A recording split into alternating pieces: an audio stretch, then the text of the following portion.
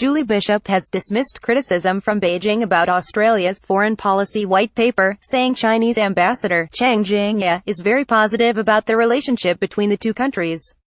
She said she met Cheng on Thursday evening, and senior Chinese government officials respect the stand we have taken in the white paper.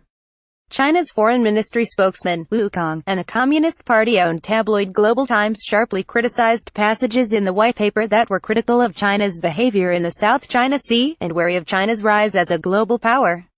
Speaking on ABC Radio on Friday, Bishop declined to engage with Kang's remarks. The Chinese foreign ministry said that our description of the relationship with China was objective, she told the AM program. Last evening I met with the Chinese ambassador Cheng and he was very positive about the Australian-China relationship.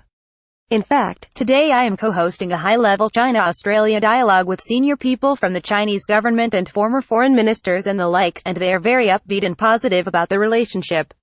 The white paper is principled, it's pragmatic, and it sets out very clearly our interests, our values, and our priorities. And I think other nations will respect that. The white paper says it is in Australia's interests to pursue a cooperative relationship with China, but it contains language critical of China's military posturing, and characterizes the disputes in the South China Sea as a major fault line in the regional order. Australia is particularly concerned by the unprecedented pace and scale of China's activities, the paper says. Australia opposes the use of disputed features and artificial structures in the South China Sea for military purposes. Elsewhere in the region, Australia is concerned about the potential for the use of force or coercion in the East China Sea and Taiwan Strait, it says. Kang rebuked Australia on Thursday for irresponsible remarks in the white paper about the South China Sea, saying Beijing was gravely concerned about them. We have noted that the white paper issued by the Australian government has given an overall positive evaluation of China's development and China-Australia relations but made irresponsible remarks on the South China Sea issue, he said. Australia is not a party of the South China Sea issue, and has kept saying it takes no stance on the relevant territorial sovereignty disputes.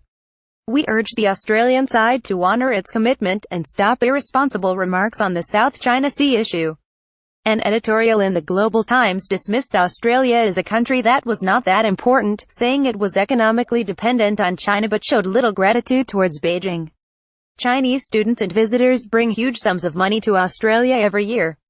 China is also the main buyer of Australian minerals and beef, the editorial said. Yet, criticism of China from Australian officials and biased reporting against China in Australia's media continues. Australia is difficult to be reasoned with or be comforted.